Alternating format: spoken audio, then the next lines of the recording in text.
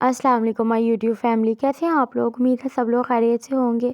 आज मैं लेके आई हूँ आपके लिए जी मज़ेदार से नमकीन गोश्त की रेसिपी। चलें इसे बनाना शुरू करते हैं। सबसे पहले जी मैंने लिया है 500 ग्राम बीफ का गोश्त है और बड़े बड़े पीसेस हैं। बहुत छोटी बोटी करवाई है ना बहुत बड़ी। 5 मैंने आलू लिए हैं मीडियम साइज़ के। आप चाहे तो कम भी ले सकते हैं और चाहे तो नहीं भी डाल सकते।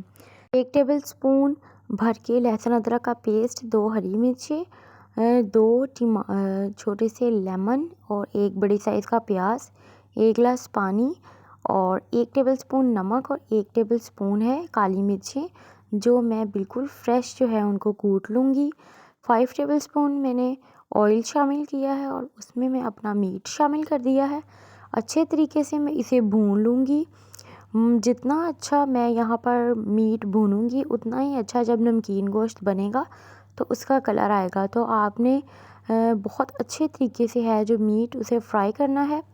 जैसे ही मेरे मीट का कलर थोड़ा सा चेंज हो गया है मैं अब इसमें शामिल करूँगी 1 टेबलस्पून भर के लहसुन अदरक का पेस्ट। इसे शामिल करने के बाद भी इसे 3 से 4 मिनट अच्छी तरह भूनना है। भुनाई से ये होगा कि गोश्त की जो भी स्मेल वगैरह होती है वो लहसुन अदरक डालने से भी और भुनाई से बिल्कुल ख़त्म हो जाएगी। आप चाहते हैं तो इसको बिल्कुल फ़ाइन पेस्ट बना सकते हैं, लेकिन मैंने बिल्कुल फ़ाइन पेस्ट नहीं बनाया। अच्छे तरीके से इसे भूनना है। मैंने तकरीबन इसे 10 मिनट तक बिल्कुल लो फ्लेम पर भूना था। और अब मैं इसमें शामिल कर दूंगी 1 बड़ी साइज़ की प्याज, रफली उसे चॉप किया है। और अच्छे तरीके से फिर इसकी 1 से 2 मिनट मैं भुनाई करूँगी। भुनाई मेन स्टेप है, बहुत ज़रूरी है। उससे ये होता है कि आपकी जो भी चीज़ें आप इंग्रेडिएंट्स डाल रहे हैं उसमें कच्चाहट जो है वो ख़त्म हो जाती है। अब मैंने हाफ़ टी स्पून जो है वो काली मिर्ची डाल दी हैं और जो हरी मिर्ची थी उनको दरमियान से एक एक टक लगाकर वो भी उसमें शामिल कर दिया है। इसकी फिर 1 से 2 मिनट भुनाई करूँगी और अब मैं इसमें आलू शामिल कर दूँगी।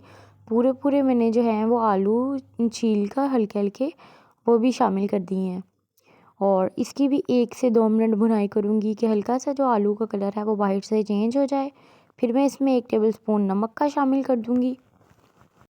देखिए 3 से 4 मिनट मैंने इसकी भुनाई की है और थोड़ा थोड़ा जैसे ही मेरे आलू जो है उनका कलर चेंज होना शुरू हो गया है तो मैंने इसमें जो 2 लेमन थे उनका जूस निकाल के डाल दिया है और अच्छे से फिर इसको मिक्स करूँगी एक बार और फिर मैं इसमें शामिल कर दूँगी पानी। देखिए लेमन डालने के बाद जो है गोश्त ने थोड़ा सा पानी छोड़ना शुरू कर दिया है। अब मैं इसमें 1 गिलास जो है भर के वो मैंने पानी का शामिल किया है कि गोश्त बस इसमें डिप हो जाए। और मैं इसको 25 मिनट्स के लिए मैंने बिल्कुल मीडियम टू लो फ्लेम पे कुक कर लिया है। 25 मिनट्स बाद आप देख सकते हैं कि जो गोश्त है हमारा वो बिल्कुल गल चुका है। आलू भी बिल्कुल गल चुके हैं और कितने प्यारे मज़े से सॉफ्ट सा ये चिकन बना है और कितना अच्छा कलर आया है। कलर इसीलिए अच्छा आया है कि हमने जो इसकी भुनाई है वो बहुत अच्छी की है। और देखिए आप इसके ऊपर थोड़ा सा हरा धनिया और हरी मिर्च डाल के इसे सर्व कर सकते हैं। बहुत मज़ेदार सी कम इंग्रेडिएंट से बनने वाली रेसिपी है, आप इसे ज़रूर ट्राई कीजिएगा। ये पेशावर में बहुत फेमस रेसिपी है और इसे नान और ख़मीरी के साथ सर्व किया जाता है। और देखें कितना टेंडर हो चुका है गोश्त, बहुत मज़ेदार सा कलर आया है इसका, बहुत मज़ेदार रेसिपी है। ओके जी, टेक केयर, अल्लाह हाफिज़।